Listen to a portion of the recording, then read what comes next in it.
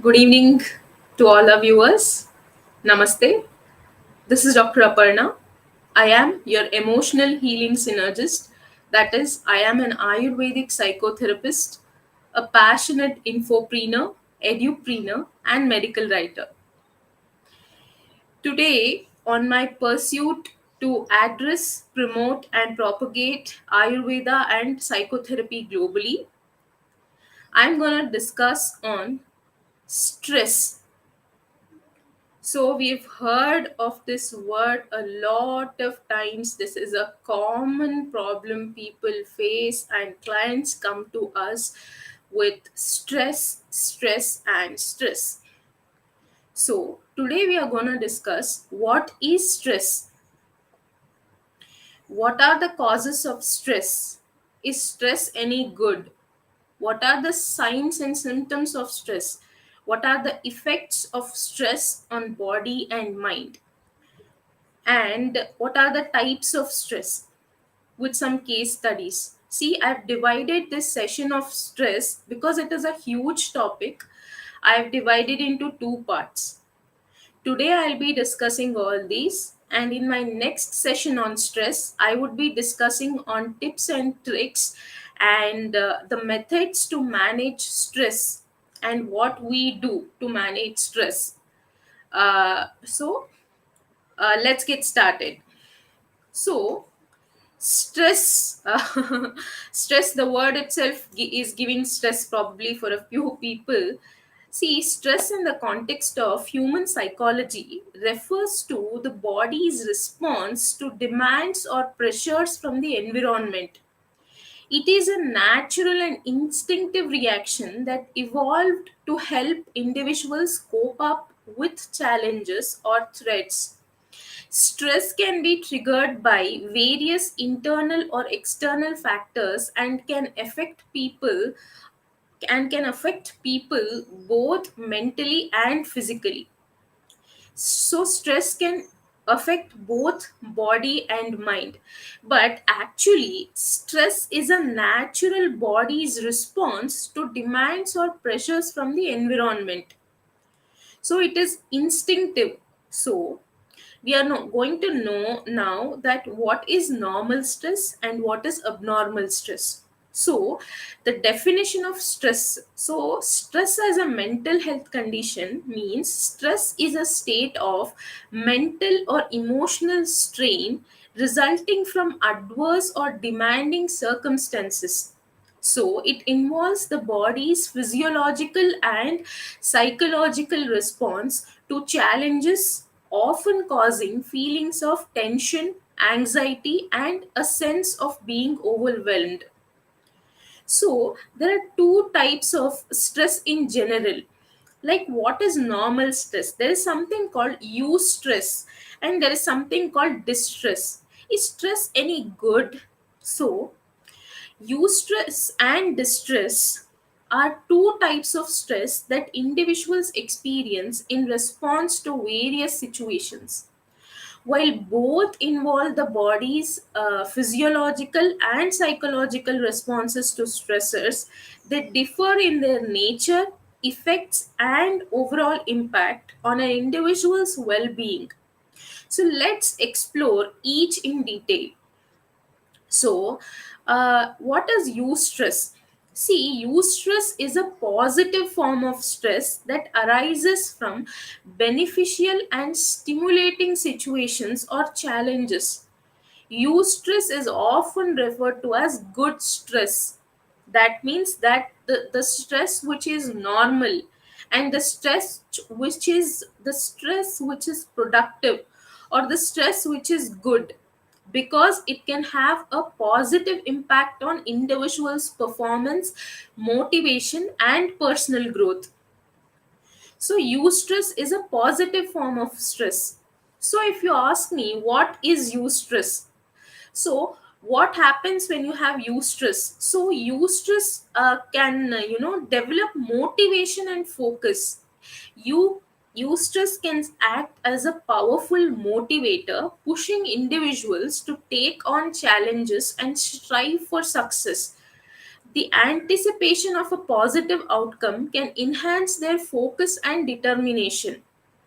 So eustress can, increase motivation and focus, whether before an exam, whether before a marathon run. This stress which we experience is a good stress, that is called a positive stress. So feeling of excitement, eustress is associated with a feeling of excitement and enthusiasm. Individuals may experience heightened energy levels and a positive outlook during eustressful situations. And eustress is usually short term in nature. Eustress is usually short lived and occurs in response to specific events or challenges. Once the challenge is overcome or the goal is achieved, the stress response diminishes. So eustress can enhance performance. So eustress can improve performance and productivity. It can lead to increased creativity, problem solving abilities, and the capacity to handle difficult situations effectively. So eustress can enhance performance and productivity. So how? And it leads to, what happens is, it leads to creativity, problem solving abilities, and capacity to handle difficult situations effectively. So examples of eustress. So what is, eustress? Starting a new job, the excitement and motivation associated with a new opportunity can lead to eustress, enabling the individual to adapt quickly and excel in their new role. So, if you are preparing for any competition, athletes often experience eustress before a big event, which can enhance their performance and drive them to achieve their best results. So, taking on a challenging project, the excitement of tackling a different project can lead to eustress, fueling the individual's determination to succeed and produce high quality work. So, overall, eustress can be seen as a positive and manageable form of stress that enhances an individual's ability to cope with challenges and achieve their goals. So, eustress is a positive and manageable form of stress. That means this stress should be present. This is normal. Okay, in and that this is productive and it enhances an individual's ability to cope with challenges and achieve their goals. So then what is distress? So distress is a negative form of stress that arises from overwhelming or harmful situations that individuals perceive as a threatening or beyond their coping abilities. That means a person, that stress, instead of helping the person, it always becomes, it extends beyond their coping abilities. So this stress is called bad stress because of its adverse effects on physical and mental well-being. See, here in use stress, there is, it does not hinder the daily life, it enhances the productivity, it enhances the creativity. But the bad stress affects the physical and mental well-being. So, characteristics here of distress is negative emotional impact. So, distress is often associated with negative emotions such as anxiety, fear, sadness, and frustration. The individual may feel overwhelmed and find it difficult to cope with the stressor. So, prolonged duration, unlike eustress, distress can be chronic and persistent, lasting for an extended period if the stressor remains unresolved or continues to affect the individual. So this is prolonged, and this impairs functioning. So distress can hinder an individual's ability to function. So there in eustress, it enhances the ability to function. Here in distress, it can hinder an individual's ability to function effectively in their daily life.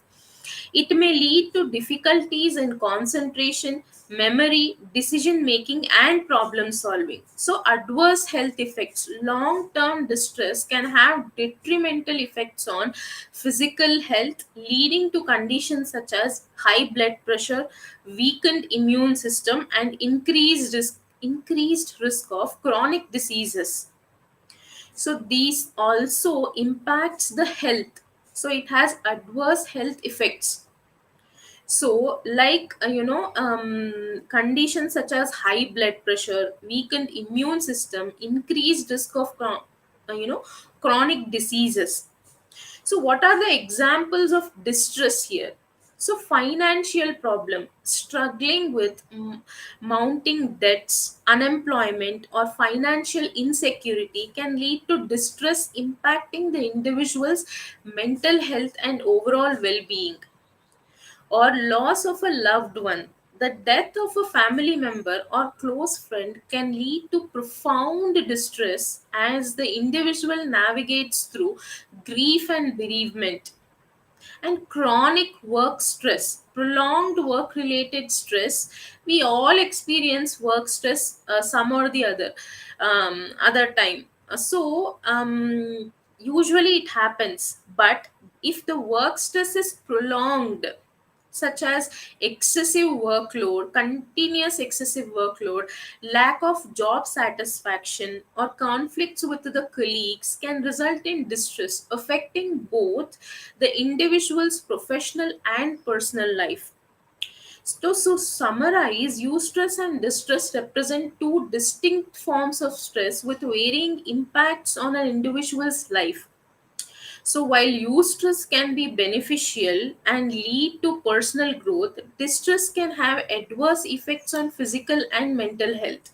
Recognizing the difference between the two and adopting healthy coping strategies is essential for maintaining a balanced and resilient approach to life's challenges.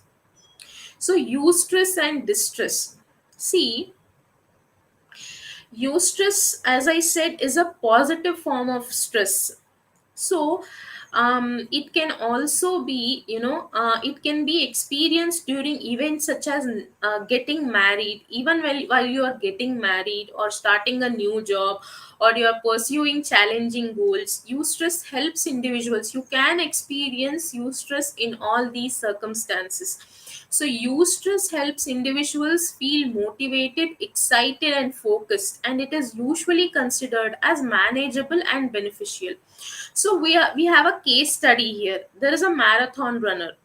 We'll keep it as Parrot. Parrot here is an avid runner who has been training diligently for a marathon. The upcoming event represents a significant challenge for her, but she has a strong passion for running and has been looking forward to this race for a month. No, from months she is looking forward for the race. As the race day approaches, Sarah experiences eustress. So definitely on the day of race, and before that she experiences eustress. She feels energized, motivated, and confident in her abilities. The anticipation of the race keeps her focused on her training. So the anticipation of race, okay, tomorrow is race, tomorrow is a race, so keeps the marathon race, so that keeps her focused on her training. And the positive stress she experiences helps in improving her physical and mental endurance. During the marathon, Sarah performs exceptionally well and achieves a personal best time. So the eustress she encountered throughout her training played a vital role in her success, helping her push through different moments and maintain a positive outlook. So, next is distress. Here, distress is a negative form of stress that occurs when individuals face overwhelming or harmful situations. Here, also, what happens is distress can lead to feelings of anxiety, sadness, helplessness, and maybe have detrimental effects on both physical and mental health if it is prolonged. So, here also we have a case study for that. The overwhelmed college student. Here, let's consider Tiger. Tiger is a college student who has been struggling to keep up with his academic responsibilities due to a heavy course load and personal challenges. His grades have been declining and he's constantly worried about his future.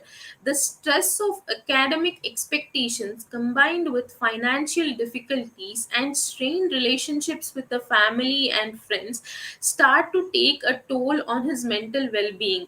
Here, what happens is with Tiger, he's already not good at academics and he feels a huge responsibility of the study. Then his family and friends are also always pressurizing him on study, study, study. So, and he has a constant worry about his future. So, this is not eustress, this is distress. So this is interfering in his daily function. So Alex experiences distress. So the tiger experiences distress, and his ability to concentrate and retain information is severely affected. Because of the distress, whatever he can retain, he is not even able to retain that. He has sleep problems, he has loss of appetite, he has persistent feelings of sadness, further exacerbates his distress. All these, adds to his distress. Without proper coping mechanisms, Alex's distress continues to intensify, leading to burnout and a decline in his overall quality of life. So, in summary, eustress and distress represent two sides of the stress spectrum. Eustress can be seen as positive and beneficial, leading to improved performance and personal growth. So, causes of, see, we have discussed about the what is eustress and what is distress. So eustress is the manageable amount of stress, it should be present, so not distress. So what causes stress? So, what are the causes of stress? So, work related stress. This is the most we see, that is high workloads, tight deadlines, job insecurity, lack of control over tasks, conflicts with co-workers or superiors, colleagues can contribute to work related stress. Then academic stress. So students may experience stress due to academic pressures, exam anxiety, fear of failure, and the need to perform well in studies. This also we see frequently. Next is financial stress. See, financial difficulties, debt, job loss, or an uncertain financial future can lead to significant stress and anxiety. Then is relationship stress. Problems in personal relationships, such as conflicts with partners, family issues, or social isolation, can be major sources of stress. So, major life changes, even such as moving to a new city, marriage, divorce, bereavement, that is, loss of a family member, illness, can create a significant stress as they disrupt familiar routines and require adaptation. Health concerns. So if you have a chronic illness, if you physical injuries, actually we have a separate thing called post traumatic stress disorder. After the trauma, it may be a physical trauma or it may be a psychological trauma. After the trauma, the stress which is the stress induced is called post traumatic stress disorder. It also happens, this may also happen with the health concerns, or the fear of developing health problems can lead to stress and anxiety. So there are environmental stressors. Living in a noisy, polluted, crowded environment or grumpy environment can contribute to chronic stress. Next is information overload. In today's digital age, modern era, the constant flow of information, social media, and technology can overwhelm individuals and contribute to stress. Next is unrealistic expectations, putting excessive pressure on oneself to meet high expectations, that is unrealistic goals, whether self imposed or influenced by others, can lead to stress. So we should always have, smart goals. Smart is specific, measurable, you know adaptable, reliable, and which have accurate and time bound. All these smart goals we should have, time bound goals. So we should not have unrealistic goals. Like, if some suppose, if you want to reduce your weight, you have to have a goal of, reducing this many kilos in this much time by this diet, and you should have a smart goal. Instead of that, if you think that in 15 days I'm going to reduce 20 kilos, which is an unrealistic goal. So if you are having an unrealistic goal like this, it may be in the professional work as well. The project which has to be finished in 3 months or 6 months, if you keep that you have to finish that project in a month or 15 days, that might be an unrealistic goal, and that will add stress. And instead of completing it fast, you may take much time. So instead of completing it in 6 months, you may take 1 year or 2 years because of the stress you experience and the time pressure. Having too many tasks to complete in a limited amount of time can lead to stress, especially when juggling multiple responsibilities. And uncertainty, facing uncertain outcomes or unclear future prospects, can create feelings of anxiety and stress. And traumatic events, experiencing or witnessing traumatic events such as accidents, natural disasters, or violence can lead to acute stress reactions. So it is important to note that stress affects individuals differently. It might affect different individuals differently. So what might be stressful for one person may not be the same for another. Additionally, stress can have both short term effects like acute stress reactions and long term effects like chronic stress, which can have significant implications for physical and mental health if not managed effectively. Seeking support from friends, family, or professionals and adopting healthy coping strategies are essential for managing stress effectively. Stress can have a profound impact on the body and mind. When the body perceives a threat or challenge, the stress response is activated, releasing a cascade of hormones and neurotransmitters that prepare the body to react. This response is commonly known as fight or flight response. So, see, stress can have a profound impact on both body and mind. We are going to see how it would impact body differently and how it would impact um, mind differently. So, see, whenever a body senses any threat or challenge, the stress response is activated. So it is, stress is a natural response of the body, natural reaction of the body. So releasing a cascade of hormones and neurotransmitters that prepare the body to react. So this response, this is called as fight or flight response. Fight or flight response, and is designed to help individuals cope with immediate threats. However, when stress becomes chronic and overwhelming, it can have detrimental effects on both physical and mental health. Effects of stress on the body, what all the effects happens effect are the effects of stress on the body. So on the cardiovascular system, what happens, matlab cardiovascular system is related to heart and the blood vessels. So chronic stress can lead to increased heart rate and blood pressure, putting extra strain on the heart and potentially increasing the risk of heart disease and hypertension. Hypertension is BP, what we call high BP. So higher blood pressure. So chronic stress can lead to, lead to putting a extra strain on the heart and increasing the risk of heart disease and hypertension. And immune system, what is the effect of stress on immune system? Prolonged stress weakens the immune system, making individuals more susceptible to infections and illnesses. Prolonged stress makes body more susceptible to infections and illness.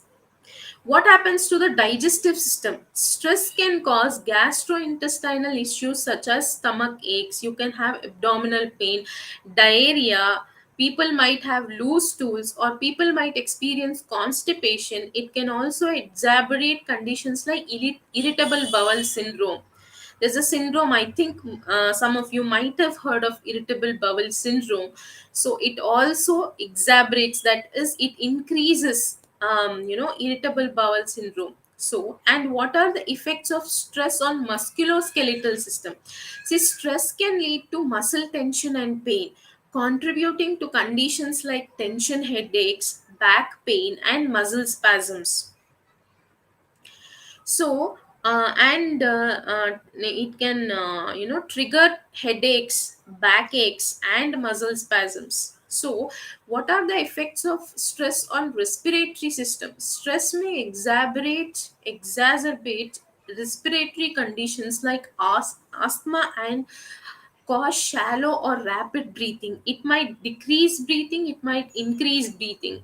So it might increase asthma attacks in people having asthma. Okay, and what happens to reproductive system if you have stress? In women, stress can disrupt menstrual cycles, while in men it may lead to erectile dysfunction or reduced sperm count. So here also, it has a major impact on the reproductive system as well. So these are the impact of stress on the body. What does it do? How does the stress affect the mind? So if anxiety, chronic stress can lead to persistent feelings of anxiety and nervousness. Depression, prolonged stress may contribute to the development of depression or worsen existing depressive symptoms. Cognitive impairment. Cognitive impairment is stress can impair your concentration, your memory, and decision making abilities. And stress can lead to emotional instability. So individuals under stress may experience mood swings, irritability, or emotional outbursts. And people with stress experience often experience sleep disturbances. Stress often disrupts sleep patterns, leading to difficulties falling asleep or staying asleep. Fatigue, chronic stress can result in feeling of exhaustion and burnt out. They're always tired, you know, they're always exhausted and burn out. So this is the impact on the body and mind. So what are the signs and symptoms? So what will you see? How will you know that you have stress? The physical symptoms may include headaches or migraines, muscle tension or pain, fatigue or low energy, digestive issues such as some stomach aches, diarrhea, constipation, rapid heartburn or palpitation. Your heart, beats very faster, and you can experience that. Sometimes it happens. That is called palpitations. Changes in the appetite, that is eating more. If a person is stressed, a person can eat more or eat less. Both might happen. Insomnia or sleep disturbances. And what are the emotional and behavioral symptoms? That is anxiety, nervousness, irritability or mood swings, feeling overwhelmed or unable to cope with the situation or the circumstances, changes in the eating habits, something which is called emotional eating. Emotional eating is when you are stressed or tensed or anxious, you tend to eat more.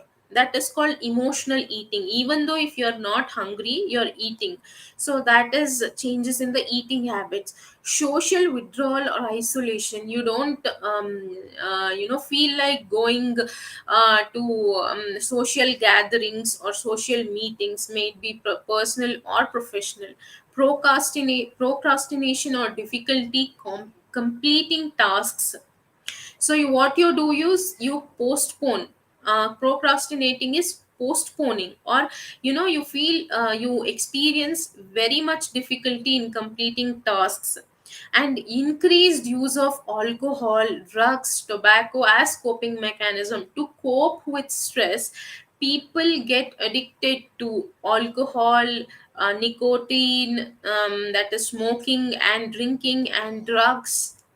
And because they feel that this gives them temporary relief as a coping mechanism.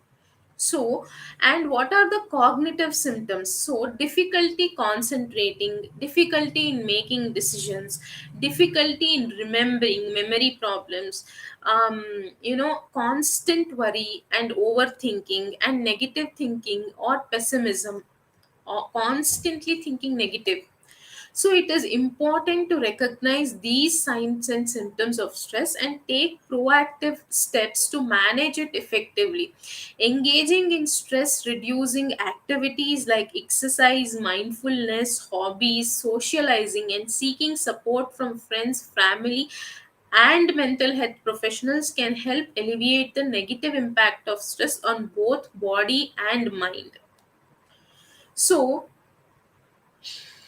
what are the types of stress? Major types of stress is stress can be classified based on various factors, including its duration, intensity, and underlying causes.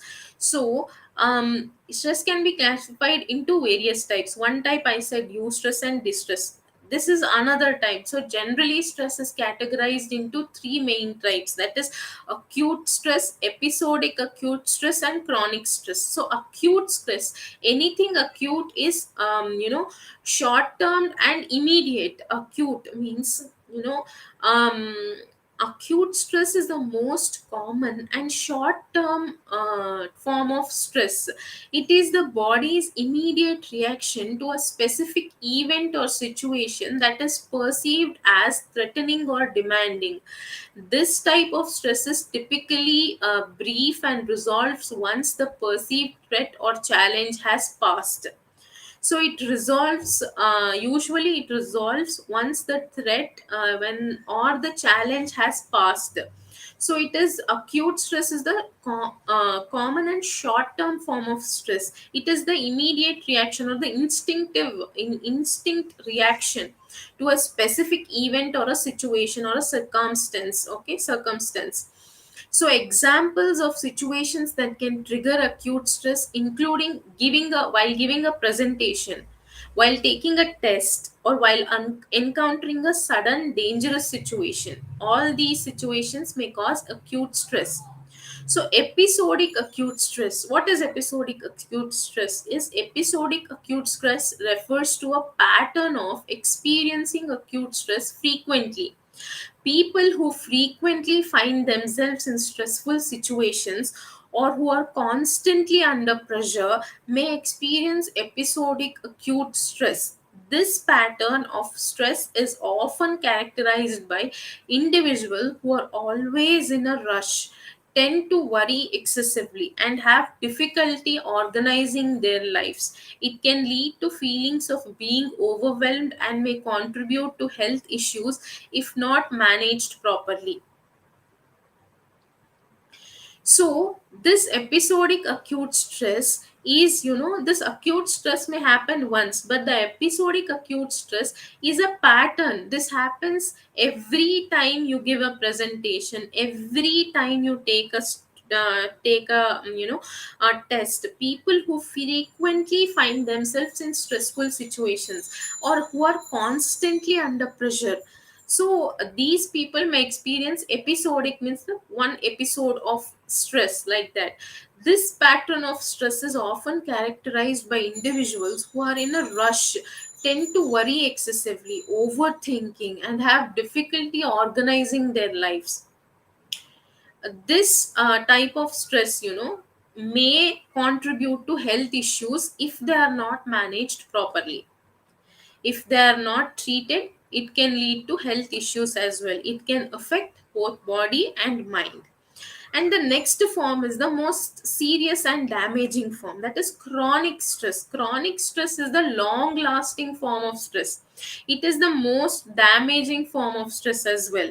It occurs when individuals are exposed to prolonged stressors that they feel unable to cope with effectively. The example or the case study we took with the tiger couldn't cope with his academic studies, and he felt constant pressure of his academics. So chronic stress can arise from ongoing problems at work, chronic health conditions, persistent financial difficulties, or ongoing relationship issues. Unlike acute stress, chronic stress does not have a clear endpoint, and individuals may experience its effects for extended periods, potentially leading to severe health consequences. This chronic stress may lead to severe health consequences, both the physical, the psychological, and the cognitive. So, there are some additional types of stress here. So what are they? Physical stress. This types of stress refers to the stress on the body's physical systems due to factors like overexertion, physical injury, or illness. And emotional stress. See, physical stress is when you have overexertion, you have much of physical, over exercise, or over physical activity, physical injury, or illness from the physical activity. So emotional stress is caused by intense or overwhelming emotions such as grief, fear, or anger. So emotional stress is caused by overwhelming feelings like grief, like if you have lost someone, or if you're fearing something, or if because of your anger. What is psychological stress? Psychological stress involves mental and emotional strain resulting from challenges like trauma. If they have experienced any trauma, may it be physical trauma or a mental trauma, abuse, any abuse, maybe it is a personal family abuse, or a professional abuse, or or a demanding work environment, or abuse from work environment as well. And environmental stress results from the exposure to challenging living conditions such as noise, pollution, or unsafe neighborhoods. This is not very common, but also environmental factors may also lead to stress. And what is social stress? So social stress arises from the difficulties in interpersonal relationship, social pressure, and feelings of isolation. So if there is any problem in relationships, then, or there is any social pressure, so then it is social stress. Time stress occurs when individuals feel overwhelmed by time constraints and have difficulty managing their schedules effectively. So time stress is when the stress is time bound. They have, they are overwhelmed by the time constraints and have difficulty managing their schedules effectively. Some people have anticipatory stress. Anticipatory stress is this type of stress is related to anxiety about future events or situations that have not yet occurred. So कुछ किसी के बारे में सोच कर, oh, this is gonna happen, this might happen, or this is gonna happen in future, it might happen. This is anticipatory stress, the type of stress which is related to anxiety about the future events. They anticipate future events, and it is because of the future anticipation there is stress. And there is something called situational stress or circumstantial stress. That is situational stress is, refers to the stress arising from the specific circumstance, such as moving to a new place, starting a new job role, moving to a new hostel. This might also happen with students. So it is according as per the situation. And the important form of stress is post traumatic stress. This I have already discussed. See, post traumatic stress occurs after experiencing or witnessing a traumatic event and involves persistent distressing symptoms and reactions. It's important to remember that stress is a normal part of life and not all stress is harmful. Short term manageable stress can be beneficial and motivate individuals to overcome challenges. However, chronic or overwhelming stress can have serious implications for physical and mental health. So, it's essential to recognize the signs and seek support or adopt coping strategies when needed. See, when you experience any of the signs and symptoms or the types of stress I have mentioned here, kindly consider visiting a psychologist or a psychotherapist or a psychiatrist, respectively. you know and this is the end of the session. As I said already, that I have divided stress into two sessions. So this is the first session. In the next session, we'll have some case studies on stress and how to manage stress. It will be majorly on managing stress, and I'll give some tips for self help as well. And this is it for today's session. And thank you for staying tuned. And namaste.